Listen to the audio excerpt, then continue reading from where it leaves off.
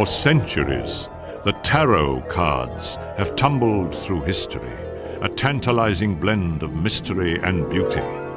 Packed with potent images and ancient symbols, these cards have predicted the rise and fall of kings and empires. Linked to the most ancient mystical systems, the tarot cards' origins are as mysterious as the source of their powers. How can a pack of cards probe the past and unlock the secrets of the future? And how do tarot readers use the extraordinary images on the cards to unravel our deepest, darkest concerns? The tarot is more than a set of beautiful cards. It's a system of divination, a way to reveal the unknown. Penetrating mystery and deception, it answers questions about the past and the present and hints at what is to come. Millions of people have discovered for themselves the uncanny power of the tarot. Among them was Jean-Baptiste Bernadotte, general to the Emperor Napoleon.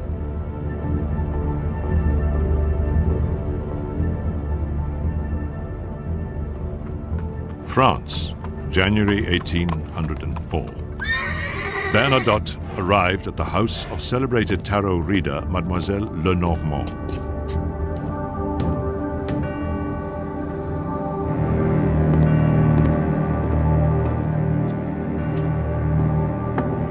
He had heard of her success in using cards to foretell the future and wanted to test their power for himself. Pretending to be a businessman, Bernadotte asked Lenormand to predict the outcome of a fictitious commercial venture. As she did with all her clients, she told him to shuffle the cards and concentrate on the question he was asking. She then focused her mind and spread out the cards. The first one she turned over was the Knight of Swords. She told Bernadotte that he was no businessman, but a high-ranking military officer. The cards had seen through his disguise. You are not only of high rank, she told him, you are connected to one who will be made emperor. The third card was the King of Swords, and you yourself will one day be a great king. The last card was death.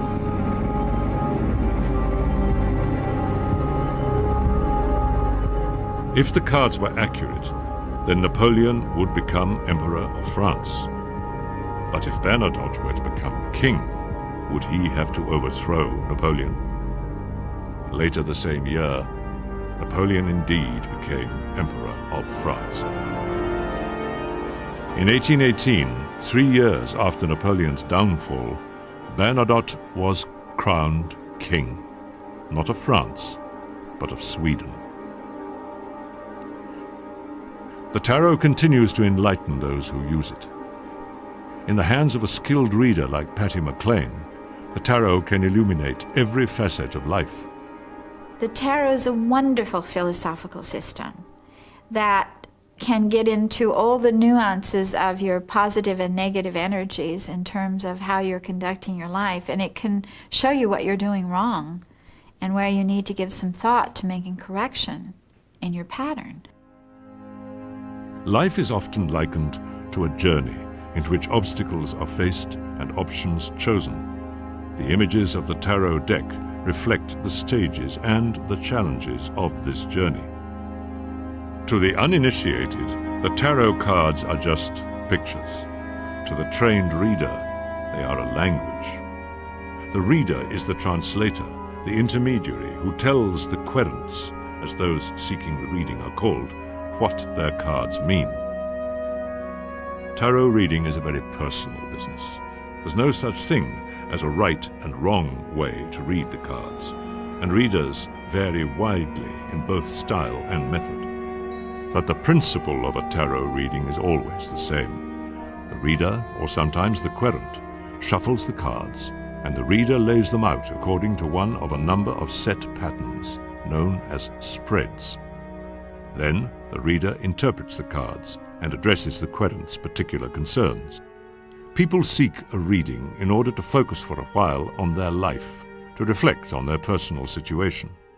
They want to know, am I on the right track? Am I making the right decisions? Or other times it's very much about, why am I making the wrong decisions?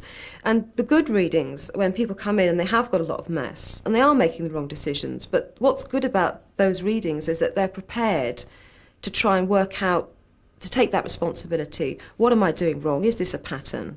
Am I working through something? You know, how can I best alter my approach to make the best out of what's happening around me? Whatever the querent's motive, there's no point in trying to conceal it. To a skilled reader, the cards reveal everything. I do a very basic Celtic cross, so for me I put 2 cards down in a cross shape. Now for me, 9 times out of 10, with those 2 cards, I have got exactly the situation why they've come for a reading. Most readers agree that the cards are like a code, and the reader the code breaker. The pictures on the cards are ancient mystical symbols. Parapsychologist Susan Blackmore believes that they trigger responses on both conscious and unconscious levels. All these things speak of experiences in people's lives. And so it's not surprising that when you look at these pictures, they inspire emotions, recognition, nostalgia. All of these things come pouring up in response to the cards, just because they are common, human, basic experiences. Tarot readers are trained to identify every level of meaning in the images. Learning to read tarot requires dedication and practice. Bob Place finds that the best readers combine knowledge of the cards with intuition. To read tarot cards is a talent, but you can learn. I believe that all a talent is an aptitude. So some people have more aptitude than others, just like for art. Anyone can learn to draw, but not everyone is going to draw like Leonardo da Vinci. You must learn about the symbols and the wisdom tradition behind the symbols and what the symbols mean. But then you must make the leap of faith. You must make the intuitive decision, and that intuition, which is just basically looking at the pictures and telling a story. Learning all the imagery of the tarot would be quite a challenge. Each deck is different, and the meanings assigned by the deck's creators can vary considerably. There's no such thing as one definitive tarot deck. There are literally hundreds to choose from. It doesn't matter which deck is used. As long as the reader thoroughly understands the deck's symbols, the outcome should be the same. Most readers settle with 1 or 2 personal favorites. With constant use, the deck's images become so internalized that the readers are hardly aware of the code-breaking process. The basic structure of all tarot decks is the same. There are 78 cards made up of 2 parts, or arcana, from the Latin word for secret, the major arcana and the minor arcana. The 56 minor arcana cards are the forerunners of our modern playing cards, and like them are divided into 4 suits. The major arcana looks quite different. They are all picture cards full of complex images. They represent archetypes, universal symbols which psychologists believe are present in the collective subconscious.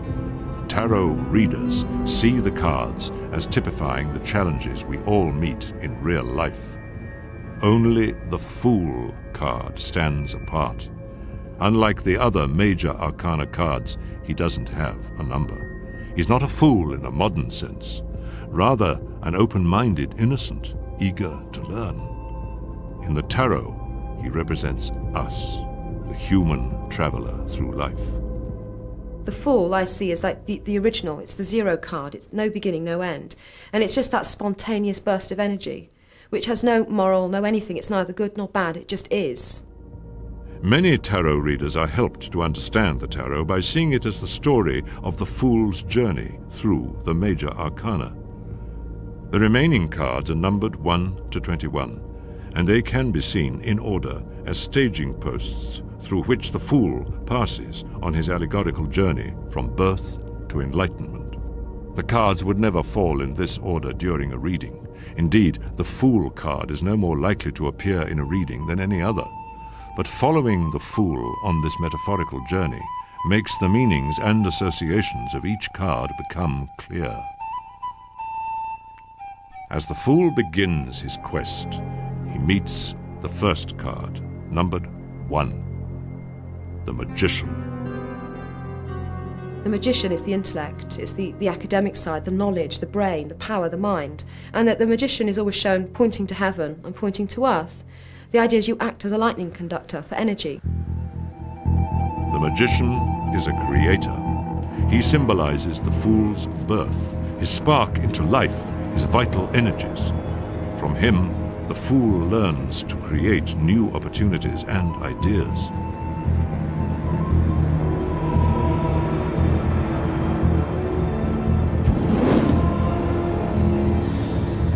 When the magician card appears in a reading, it means that the querent must be ingenious and creative in dealing with his problems. Sometimes, a card is dealt upside down. This reversal alters its meaning, usually to an extreme form of the card's face qualities. If the magician, for example, is dealt reversed, it suggests cunning, trickery, or outright deception. Almost as important as the face meaning of the card is the place where it appears in the spread, its position. In the most simple spreads, the position determines what point in time the card refers to. When you do a 3-card spread, you get the client to shuffle the cards, and then you slap them into 3 piles. And I take it that the left-hand pile represents the past, the middle pile is the present situation, and the third, obviously, how it's progressing into the future. If you need more clarification on the spread, you literally just take from the relevant pile with each card to sort of elucidate what past influence is. And again, they're usually very immediate readings. For some readers, the position of a card in the larger spreads also determines which aspect of the querent's life the card is describing. There's a money position, there's a romance position, there's father and mother and marriage, and there's travel, and there's, your career. So there's all these positions, and as the cards come up, you limit them to their position, and that gives you a much more precise reading, in my opinion. Watching tarot readers interpreting their cards, it's easy to imagine this ancient art being handed down from the earliest civilizations. But the history of the tarot is blurred and unclear. It's almost as mysterious as the images themselves. The mystical symbols so common on the tarot cards suggest a connection to the ancient civilizations of the East. 19th century admirers of the tarot assumed that the cards had originated there and filtered into Europe with the first trade and travel contacts between East and West. Another popular theory was that they were brought back by crusaders fighting the Saracens in the Holy Land. Much of the mathematics, astrology, and alchemy then flourishing in the East did indeed travel this route. But the tarot cards didn't appear in Europe until 2 centuries after the last crusaders had returned. How then did the tarot arrive in the West? Professor Michael Dummett, an expert on the history of cards, is convinced that they did not come from the East at all. It's quite certain that tarot cards originated in northern Italy in the early 15th century. The earliest actual documentary reference to them is from 1442, from the account books of the court of Ferrara. But I think they were probably invented about 2 decades earlier, sometime in the 1420s. But these cards weren't used to reveal the future. The tarot then was a mere card game.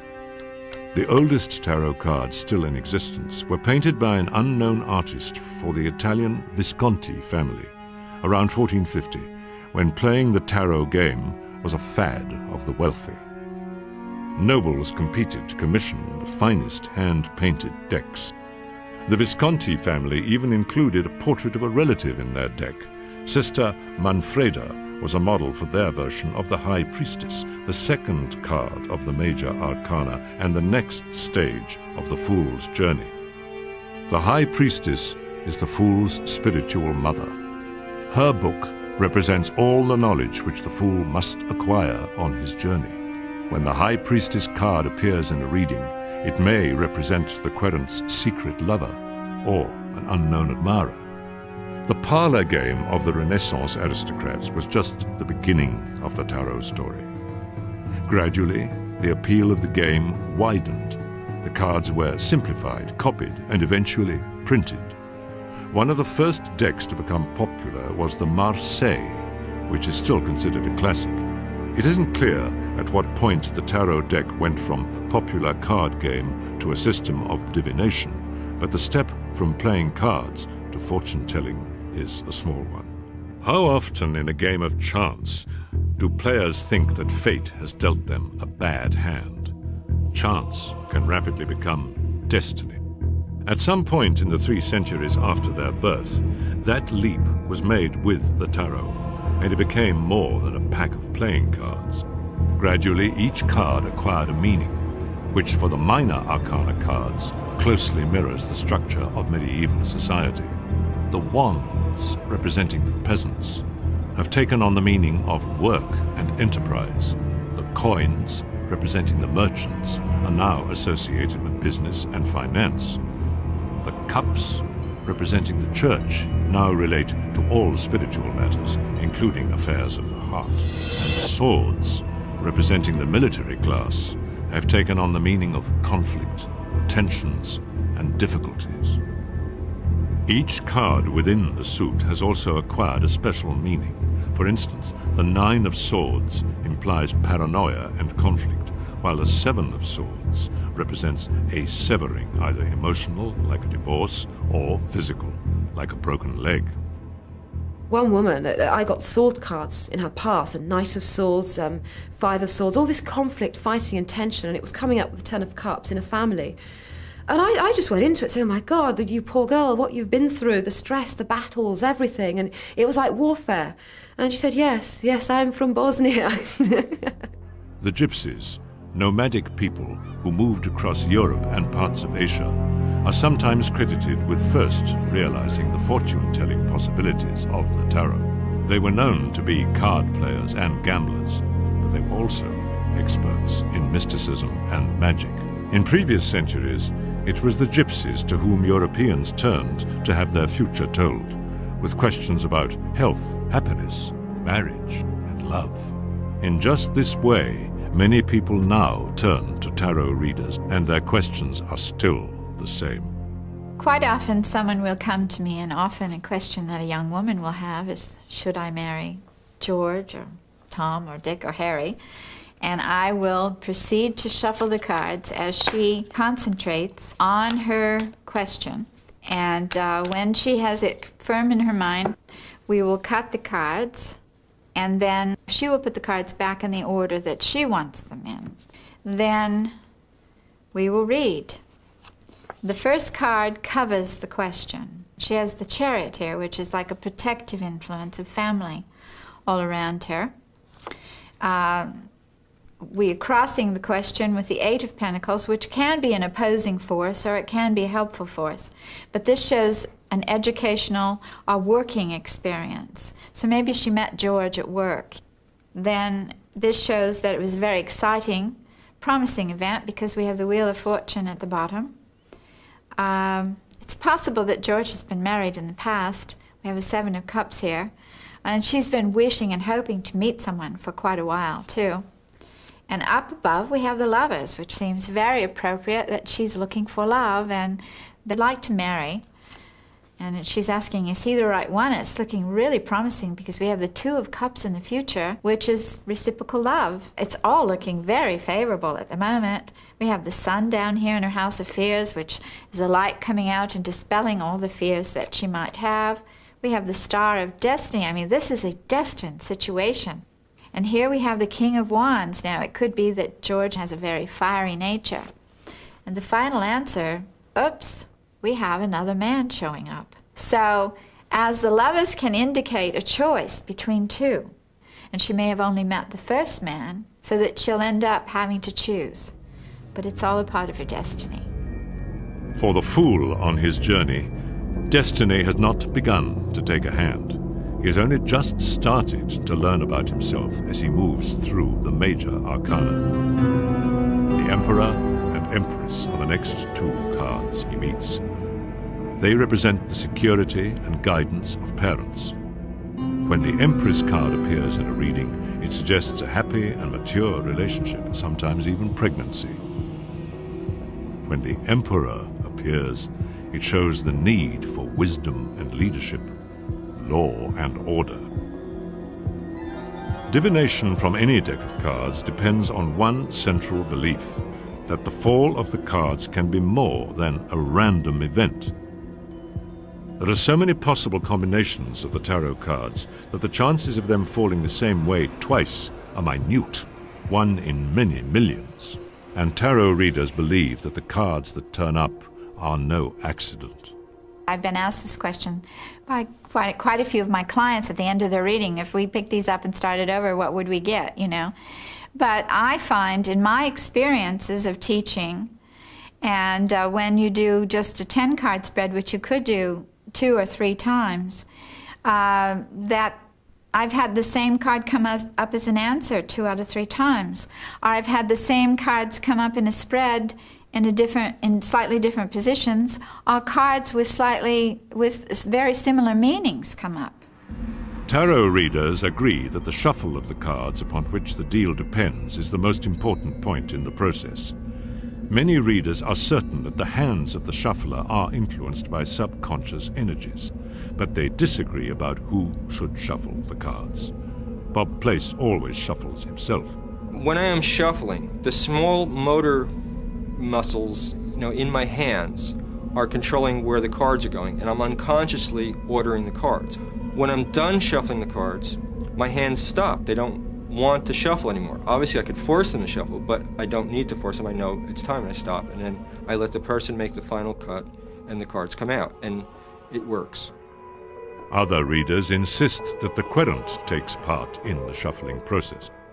The main reason I think that you do get the client to mix the cards is that so they do have some personal interaction in what comes up. Because I always remember one client in particular who came to see me and who was expecting a clairvoyant. And she was quite shocked at the thought that she had to shuffle cards, and she was quite insistent. She didn't want to mix them. She wanted no responsibility. She just wanted to be told what was going to happen. She felt she didn't want to influence anything. And it was then I thought, mix the cards. And it was quite an experience for her because she found that there was nothing to be scared of. So I make them mix the cards thoroughly, put them into 4, 5 or 6 piles. Then I make them take the top card of each pile, turn it around, and then I get them to mix them back again. And the whole process means that they are thoroughly mixed into those cards and they can't deny it. The shuffle is considered so important that readers sometimes prepare for it by building concentration through rituals, such as unwrapping the cards, playing music, or lighting candles. When I begin to shuffle the cards, I'm a voluntary clairvoyant, and when I begin to shuffle the tarot cards, that's the signal to my unconscious to get ready to be psychic, to open up, to go in a slightly altered place, which is like a meditative state. The ritual of the tarot is echoed in the next card of the Fool's Journey, the Hierophant, also known as the Pope. He represents the Fool's spiritual father. From him, the Fool learns humility and compassion. When the Pope card appears in a reading, it can signify someone who is greatly respected by the querent. Real-life popes have taken an unfavorable view of the tarot. The 15th and 16th century church suppressed any suggestion of a power not ratified by Christianity. Declared dangerous and heretical, tarot cards were banned and systematically burnt wherever they were found. The tarot went underground. It was to remain hidden for some 200 years until a chance meeting propelled it once more out of obscurity. In the late 1770s, a French clergyman called Antoine Court de Gebelin came upon some travelers playing cards. He was intrigued and delighted by their deck. He had never seen such strange and fascinating images on a pack of cards. The travelers told him that they believed their cards to have come from Egypt. This struck an immediate chord with Gebelin, was already interested in new evidence that the ancient Egyptians had been masters of magic and ritual. Antoine Courtegeblin, 1781, he published 8 volumes dealing with esoteric material, including a chapter called Le Jeu du Tarot in Le Monde Primitif. And he had the idea that the Egyptian temples and the libraries, which were destroyed in Egypt, were now really a reincarnation in the tarot cards.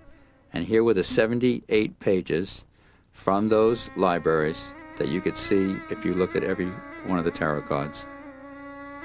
Gébelin began working on the cards, deciphering their meaning, and claiming in his book that the cards came from a lost Egyptian magical handbook, the Book of Thoth.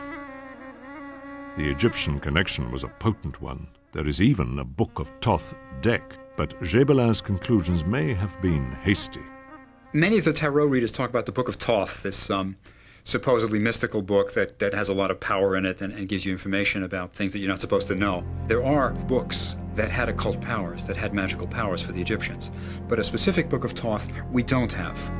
Whether Gébelin was right or wrong, his book was extremely influential.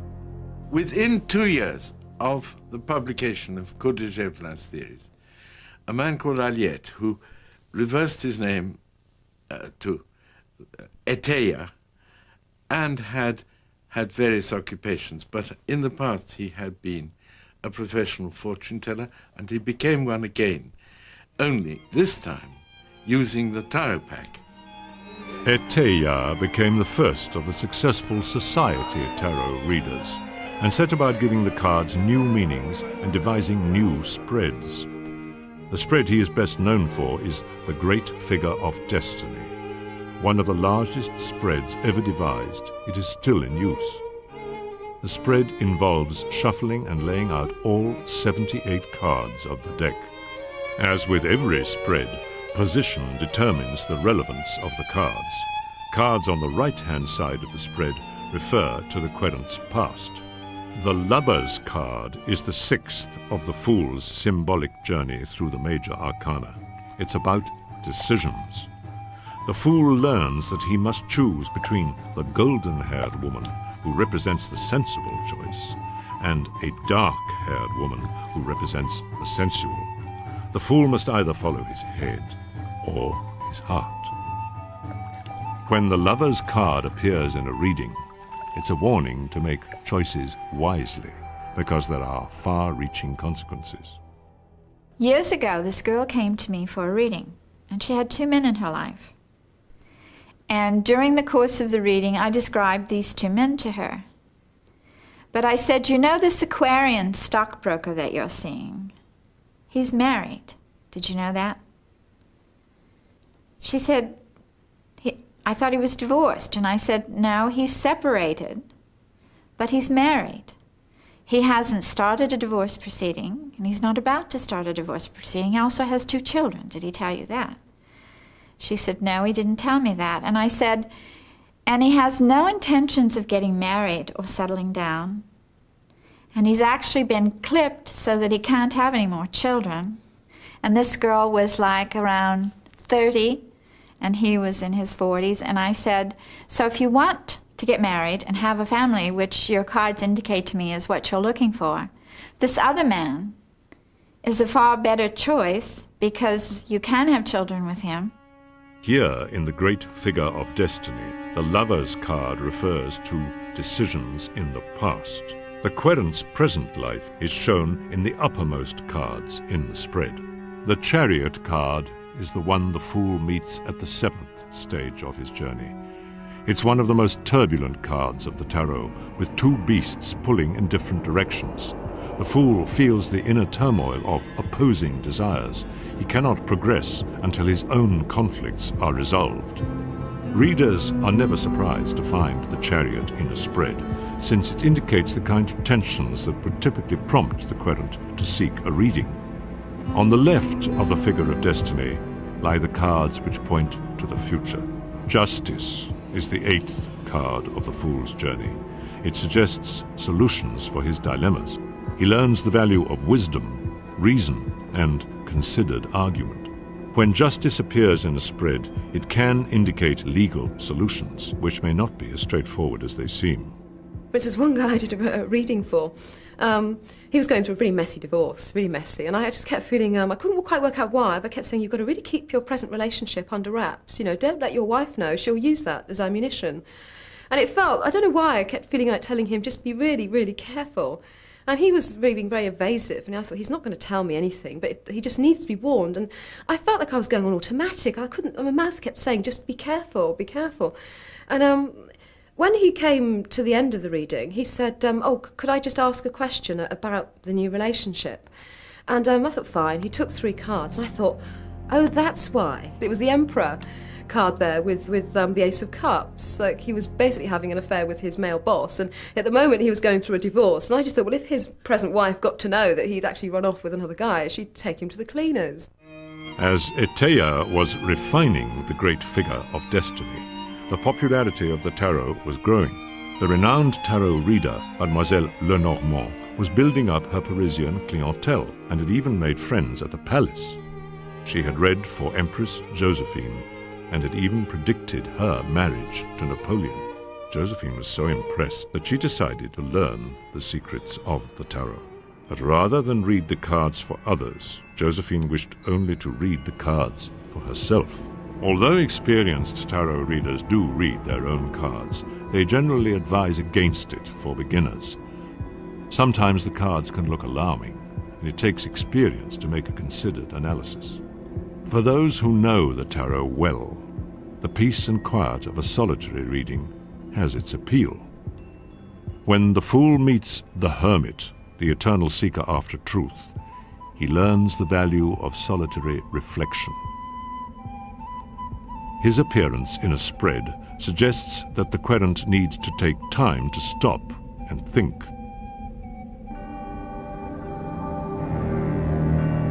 Tarot readers find that there are times when they too must pause and consider, when they see bad news in the cards.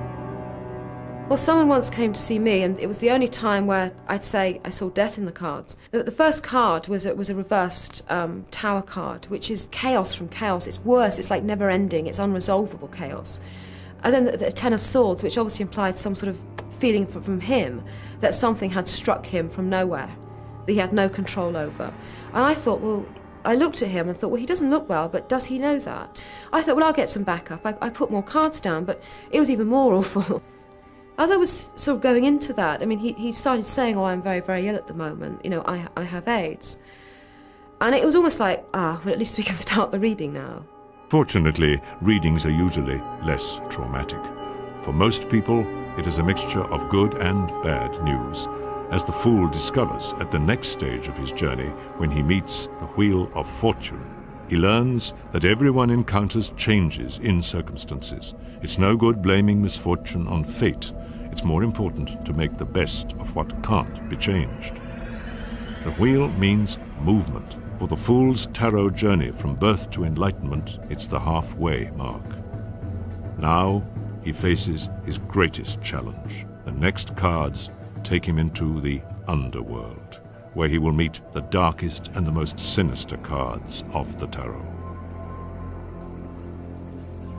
Towards the end of the 19th century, there was a revival of mysticism among the intellectuals of Europe. Magic, alchemy, Eastern religion, the Kabbalah, the ancient tomes were all dusted off. In London, leading figures such as the poet W.B. Yeats were attracted to secret societies such as the Hermetic Order of the Golden Dawn, founded by the occultist MacGregor Mathers. Members embraced the rituals of high magic. Yeats wrote, "Mysticism is all that I do, all that I think, all that I write." The new mystics were enchanted. But as the fool soon realizes, enchantment can be dangerous. The enchantress, whom the fool meets next on his journey, represents a powerful force. Indeed, the card is often known as strength. Her personal charm is considerable, and the fool learns that self-discipline is vital. In a tarot reading, the card sounds a warning, a call to self-control and restraint. qualities which later proved to be lacking in some members of the Golden Dawn movement. As they continued their studies, the Golden Dawn scholars realized that the most potent symbols of the ancient mystical systems had been unified in the tarot. There were parallels between the tarot journey, the tree of life of the Kabbalah, and the alchemical path to the Philosopher's Stone. They set out to refine and explain the tarot, and to bring together all their ideas in a new and even more powerful deck. We know about the order today thanks to Pamela Coleman Smith. She was an artist that worked with Arthur Edward Waite to produce what was called the rectified tarot deck. She was known as Pixie to her friends. Around 1903, she joined the Secret Order of the Golden Dawn, and she began to paint visions that came to her while listening to music by Beethoven, Bach, Chopin, Debussy. In 1909, she undertook for a very small payment to do a series of 78 cards known as the Rider-Waite Tarot deck. It was a big job, but very little pay. Were it not for this particular deck, Pamela would not be known today. Instead, there are millions of her decks sold, and she's become very well known. What Pamela did was she actually had a picture on every pip card. For example, the Ten of Swords has a man lying flat with 10 swords into his body, showing how a disaster is going to occur. That's a much easier card to read than to just see 10 crossed swords, as it was done in the Tarot Marseille deck. But even as the famous deck was being created, the idealism which marked the birth of the Golden Dawn was fading. By 1905, the founders had deep differences about the interpretation of mysticism. The 12th card on the Fool's Journey, the Hanged Man, is about just this sort of disillusionment. It teaches the fool to question values and search for new solutions when things no longer make sense. When the Hanged Man appears in a reading, it suggests that sacrifices may be needed, and that the querent must try looking at the world from a new angle. There was new thinking at the Order of the Golden Dawn, but it proved misguided. The intellectual curiosity of the early days turned into an obsession with the occult. The fool, too, is going through the darkest part of his journey to enlightenment. He meets the 13th card in the major arcana, Death. This skeletal image strikes horror, but in the tarot journey, death doesn't mean the end, only change. The fool learns not to be frightened by change, but to embrace the challenge of a new order. Querents fear seeing the death card in their spread, but it seldom means physical death. It usually signals a new direction, a new job, or partnership.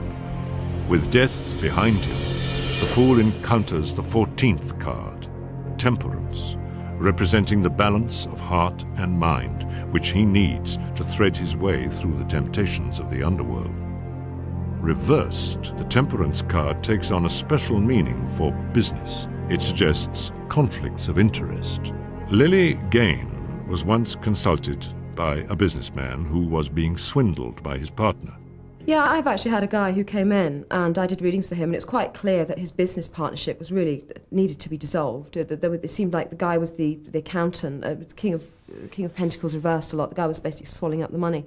And really it just felt that independence, he kept coming through as the magician. He needed to be as independent as possible in his business. And I was trying to do cards on it, and I kept thinking, he's got some funny ideas. I said, there is an orthodox way you can do this, you know. You don't have to sort of be dirty or do fiddles or anything. He said, you can just get rid of this guy. And then at that point, he took the tape off and said, that's why I'm here. I need to know, how far can I get away with being really evil? Basically, he was planning to bump the guy off. And he wanted to know if he'd get away with murdering him. The darker side of human nature emerged in the history of the tarot with a member of the Golden Dawn, Aleister Crowley, creator of the Book of Thoth tarot deck. The deck reflected his interests in dark forces and his preoccupation with the devil. The devil card is a new challenge in the Fool's metaphorical journey. It represents enslavement to evil. The Fool comes to realize that we all have a darker side, which we must overcome. When the devil card appears in a reading, it indicates danger and threat. Years ago, I read for a Playboy bunny who happened to be a friend of actress Sharon Tate. And a month before the Tate murders, I read for her, and she got the devil and the tower and the 9 of swords and the 10 of swords. And I began to tune into them, and I said, there's going to be a murder, and it's going to involve more than one person, and there is something satanic about it, and there's drugs, and there's alcohol, there's guns and knives, and I started feeling sick to my stomach. And I said, I can't talk about this anymore because it's making me ill. There is one further test for the Fool if he is to reach fulfillment. The next card he meets is the Tower of Destruction. It represents the shattering of old illusions, a period of momentous change. The Fool is forced to seek new philosophies upon which to rebuild. In readings, the Tower can point to disaster, distress, and financial ruin. Strengthened by his trials, the Fool emerges from the dark part of his journey. At last, he sees a glimmer of hope with the next card in the major arcana, the Star. In a reading, the appearance of the Star card suggests altered prospects, new opportunities, a new start. For the tarot, too, a fresh start is on the way. For the first time in its history, the tarot reached across the Atlantic. In the 60s, the life-enhancing aspects of Eastern mysticism rose to popularity on a wave of peace and love. The spirit of the age brought with it a renewed interest in lost and forgotten arts, including the tarot. Stuart Kaplan was on a trip to Europe when he first came across the tarot pack. I went there and found a tarot deck. I had no idea what it was. It seemed interesting. I brought it back. I went to a store in New York City. They bought 100 copies, and in the first year, I sold 200,000 copies of the 1JJ tarot deck.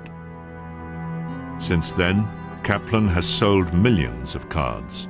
He has commissioned dozens of new decks, each one retaining the powerful symbolism of the traditional cards. One of the most familiar of all the ancient images in the tarot is the moon, the next card of the Fool's journey. The moon is the card of intuition.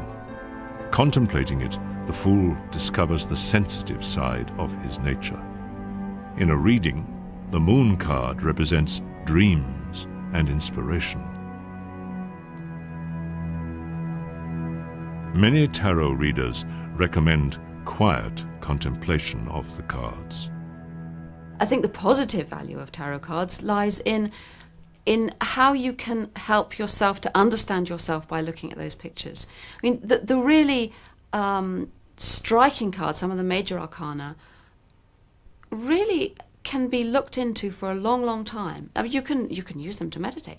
Meditators often choose positive cards, and one of the most uplifting is the Sun. When the Fool meets this, the brightest card in his journey, he gains optimism and joy.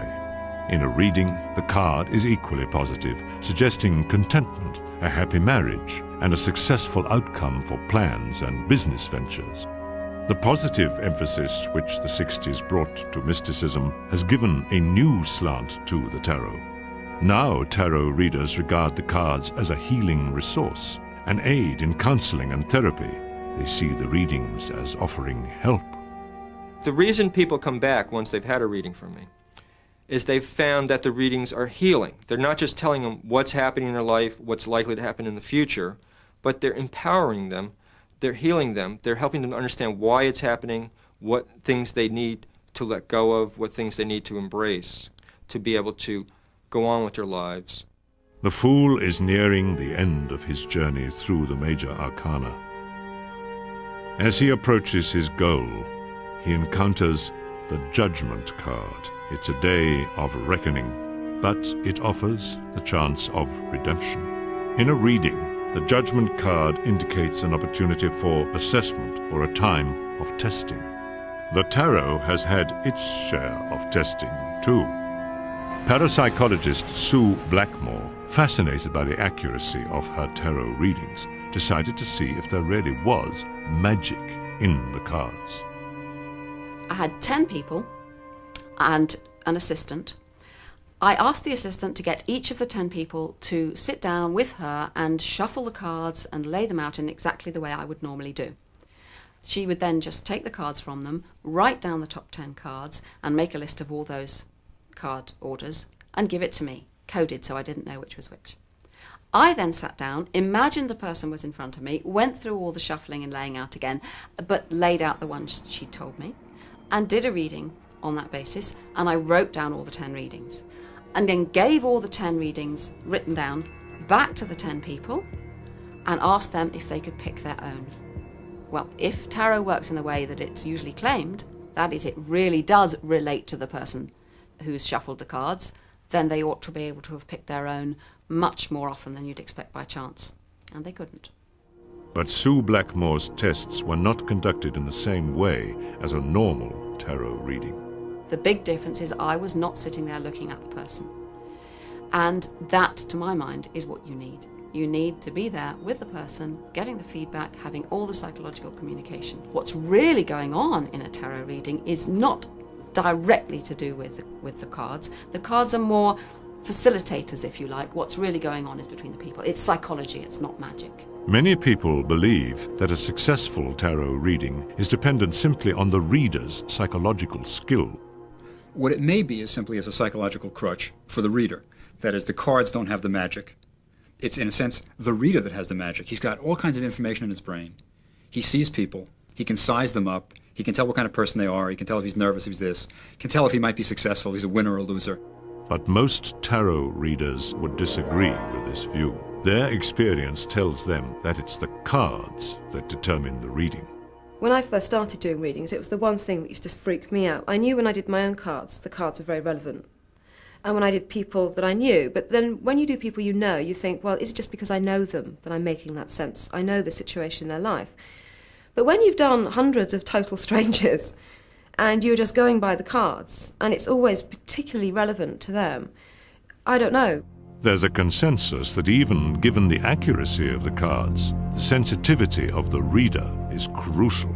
It's like a mirror reflection of what you're thinking, what you would like to think, or what vibrations you're picking up. And the cards allow you the catalyst to relate that in a verbal story. It's a visual image that you can verbalize. At last, the Fool has reached the end of his travels. He meets the World card, symbolizing completion, self-fulfillment, and true enlightenment. The Fool has reached his goal. He's learned from all the stages of his journey and passed every test. In a reading, the World is a wholly positive card suggesting happiness and resolution. It symbolizes full knowledge and finally, comprehension. Complete understanding of how the tarot works still eludes both querents and readers. They're no closer to explaining the power of tarot readings than they were 200 years ago. They work. I've seen them work. I don't know why they work.